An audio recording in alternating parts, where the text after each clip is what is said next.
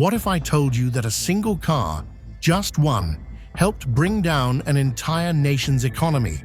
Sounds impossible, right? Cars are supposed to boost economies, create jobs, and fuel industries. But in two different countries, two different cars did the exact opposite. One drained Canada's economy, costing taxpayers millions, while the other became a symbol of Yugoslavia's collapse, exposing a fragile system that was already on the brink of disaster. These weren't just bad cars, they were government-backed disasters, sold with promises of innovation and success, but instead, they ended up as expensive mistakes that entire nations paid the price for. So, how did this happen? Let's start with Canada's biggest automotive disaster. A sports car that was supposed to take on Ferrari, but ended up taking down millions in taxpayer money instead. The Bricklin SV-1, Canada's $23 million mistake.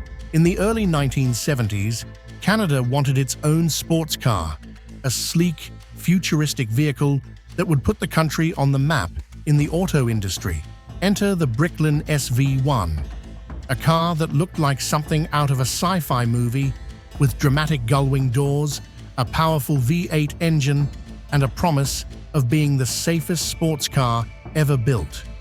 The name SV-1 even stood for Safety Vehicle 1. But here's where things went wrong. The Canadian government poured millions of taxpayer dollars into the project, believing it would create jobs and rival American and European automakers. But the car was rushed into production before it was ready. The doors were so heavy they needed hydraulics to open, but often failed, trapping drivers inside. The fiberglass body cracked easily, and the quality control was terrible, leading to massive delays and angry customers. Worse yet, the company was burning through money faster than it could sell cars. By the time the Canadian government realized the mistake, it had already lost $23 million. The factory shut down, workers lost their jobs, and the car became a collector's curiosity rather than a success story. But this wasn't the only government-backed car disaster in history, because in Yugoslavia, an even bigger economic catastrophe was brewing: the Zastava Yugo, the vehicle that led to a nation's decline. While Canada's Bricklin was a financial disaster, Yugoslavia's Zastava Yugo was a political and economic time bomb. In the 1980s, Yugoslavia wanted to compete on the global stage by producing an affordable car for the masses.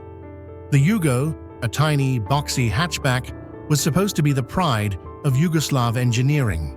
Cheap, efficient, and easy to produce. It was even exported to the US, where it was marketed as the most affordable car in America. But there was one massive problem. The Yugo was terrible. It was slow, unreliable, and constantly broke down. Owners reported engines failing at just 40,000 miles, doors that wouldn't shut properly, and a design so unsafe that a strong wind could push it off the road. American buyers quickly turned against it, and the car became the laughingstock of the auto industry. Back in Yugoslavia, things were even worse. The government had poured millions into Yugo factories, expecting them to boost the economy. But when the car failed overseas, sales crashed, factories shut down, and thousands of workers lost their jobs. This weakened the economy, worsening the already growing tensions within Yugoslavia. By the early 1990s, the country had plunged into economic collapse and civil war, and the Yugo became a symbol of a failed dream and a broken nation. The failure of the Yugo wasn't just an embarrassment. It shattered Yugoslavia's already fragile economy. The government had borrowed millions from international lenders to expand car production, believing the Yugo would become a global success.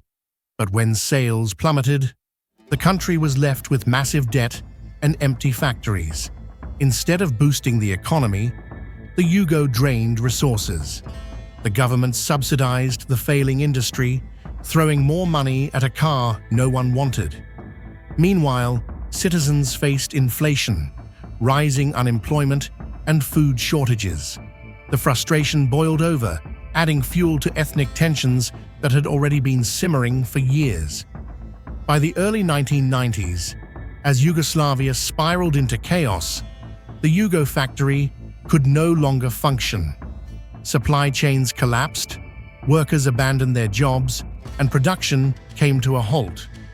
What was meant to be a symbol of Yugoslav innovation had instead become a bitter reminder of government mismanagement and economic failure.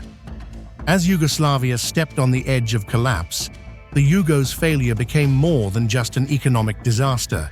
It was a symbol of a crumbling nation. The once ambitious dream of creating a competitive, homegrown car had turned into a nightmare, exposing deep flaws in the country's leadership and economic policies. With factories shutting down and workers left without pay, the unrest grew stronger. The government's desperate attempts to keep the economy afloat only made things worse. By the time Yugoslavia descended into war, the Yugo had become a relic of a failed experiment, one that had cost the country far more than just money. Meanwhile, in the rest of the world, the Yugo had become a joke. In the US, it was ranked among the worst cars of all time, a laughingstock in automotive history. But for those who lived through its collapse, it was no laughing matter. The Yugo had promised a future of economic strength and national pride. Instead, it has become a warning of what happens when ambition outweighs reality. Both the Zastava Yugo and the Bricklin SV-1 started with big ambitions. One was meant to put Yugoslavia on the global stage, while the other aimed to make Canada a leader in safe and innovative sports cars. But in the end, both became costly mistakes. The Yugo helped drain an already struggling economy, while the Bricklin left Canada with a $23 million loss and a failed dream of an automotive empire. These cars serve as a warning. When governments gamble on industries without proper planning, the consequences can be far worse than just financial loss. They can shake economies, cost jobs, and even contribute to national collapse. But what if things had gone differently? Could a few better decisions have saved these cars, and even their nation's futures? Let me know your thoughts in the comments. And if you love exploring forgotten history, don't forget to like, subscribe, and hit the bell icon